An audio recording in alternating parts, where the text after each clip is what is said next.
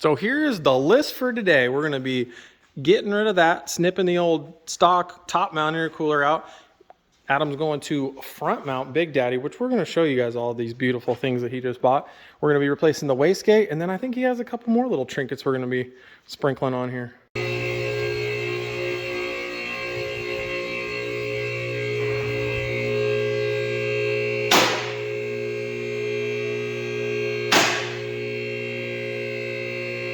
All right, here we go. So we got everything unboxed. You guys didn't get to see that, but we got our brand new wastegate, which we're going to be setting up, and I'll kind of explain on the different spring settings for different PSI. We have all the new intercooler bits here, so we're going to get digging into it.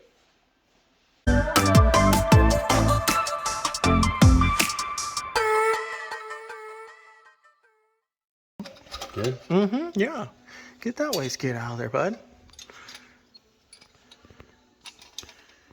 Out with the old.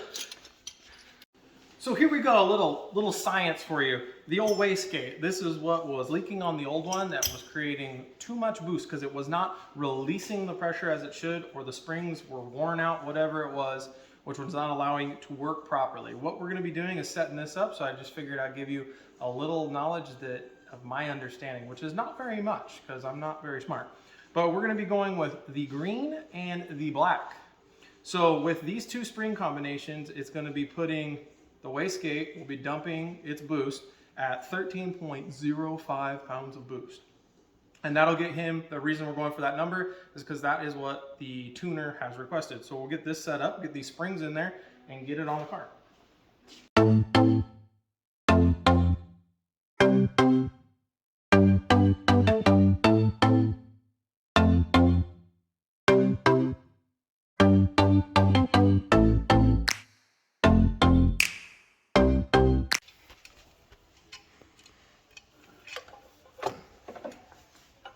She's a tight fit. New external wastegate is going in.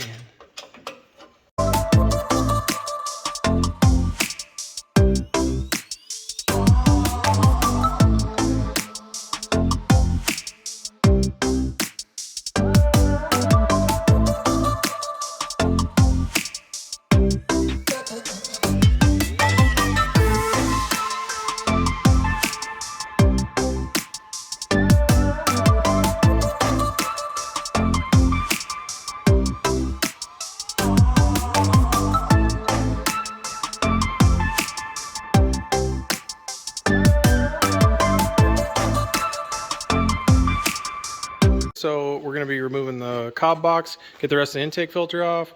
We obviously got rid of the intercooler, all the piping, front bumper's gone, all the crash bracing, the stuff to slow you down and keep you safe, it's gone. Front mount's mounted, and we're just going to get on to mocking up the piping, get the piping in. HKS blow-off valve has been removed from the old intercooler, and we'll be getting ready to get this stuff on. So here we go, extra spicy bit mod number one. He's swapping out the old whistle tips on the HKS blow-off valve. So apparently it's gonna go from what? What's the sound? From to. So it's going to. So it's like two pigeons, one pigeon to two pigeons? Yeah, it's gonna be a pigeon louder. Okay, so or two pigeons this louder. is technical, swapping out the whistle tip. It's early in the morning. Here we go. So now we're further investigating this only on Amazon whistle tip Birdman mod, and it's literally, as they say, just the tip. So you guys leave a comment. Is it gonna make it sound any different, or did he just buy a gold member whistle tip for no reason? I don't know. Let us know. Ran into one little thing when he was getting everything ready last time. Didn't have time to make a bracket for the fuel pressure regulator, so got out the old trusty cardboard, made up a template. So that's gonna go right in there. So I'm gonna get going on that.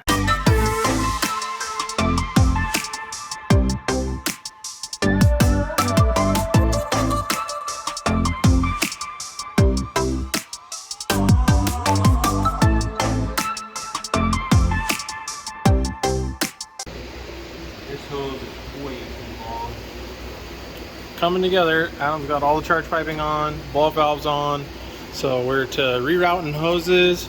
The old brackets got the paint drying, and then we're going to start cutting on his way too expensive Cobb intake box to get the box back in, to clear the charge piping. They say it can't be done, but Adam says it can, so we're going for it. So we got the box all cut in. We had to trim the lid, put a little vacuum line on there to keep it from getting rubbed up. So you do have to cut the whole back side of the box out.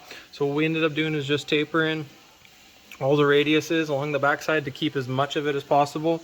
And then the intake has to scoot forward about 1.5 inches. So you have to trim the top of that, but it's in there. And I'd say it looks pretty darn clean in factory. Just putting the final touches on getting everything buttoned back up before we get the bumper up, figure out how much we have to cut, but I figure I'd bring you in here, show you the bracket I made for the fuel pressure regulator. So I think it turned out pretty darn good. We went ahead and sandblasted and painted the bracket for the back of the charge piping. Looking pretty clean.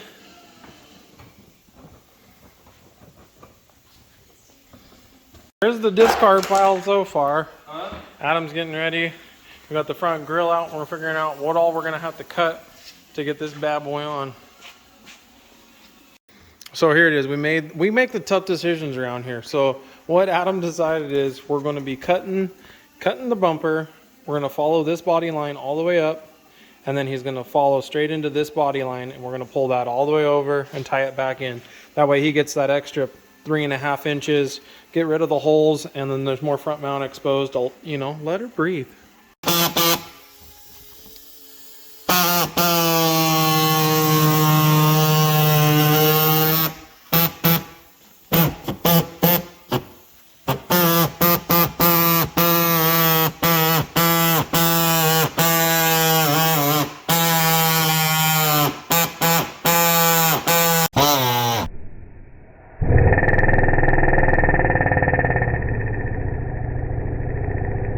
Yep, go for it, bud. Rip that thing off.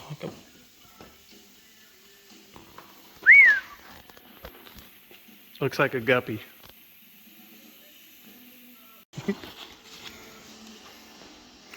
Oh, time to take cardboard off, get the bumper on.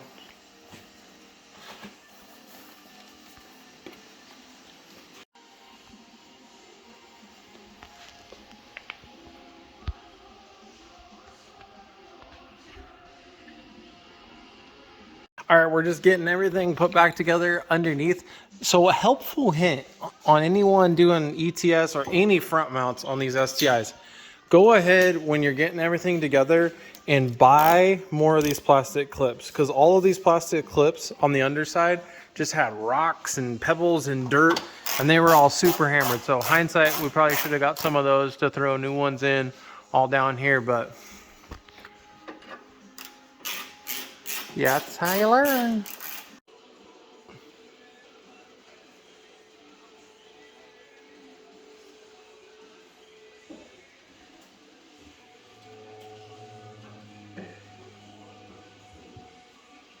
Here we go for a start.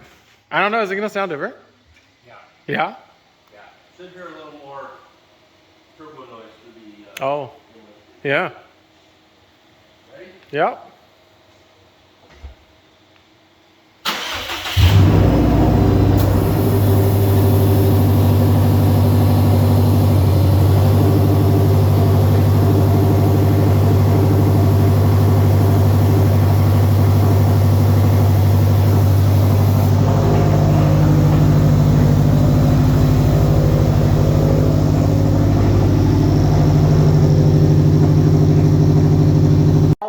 Everything is done. External wastegate, the full front mount, cob box modification, all the piping, brackets that we built, everything is done, and we're into this about 4 hours. I mean, obviously we're hanging out having a good time too, so not very hard. That ETS kit went in exactly the way that they said it would. We had no problems putting that in, and we actually did not really have to cut anything. No. There was one bracket that was close, but it didn't even need to get cut, and we didn't need to bend it over. Everything went right in. So yeah. Wouldn't have even had to cut the bumper. We just did to open it up, so. 100% for more flow. Yeah, it would have fit right on. Yep. So yeah, very, very easy, especially if you don't have a cob box. That would probably just go straight in. Well, if you have a factory box, you'd probably have to do something, I'm assuming. But you wouldn't have a front mount if you have a factory airbox. So that's it. Great kit.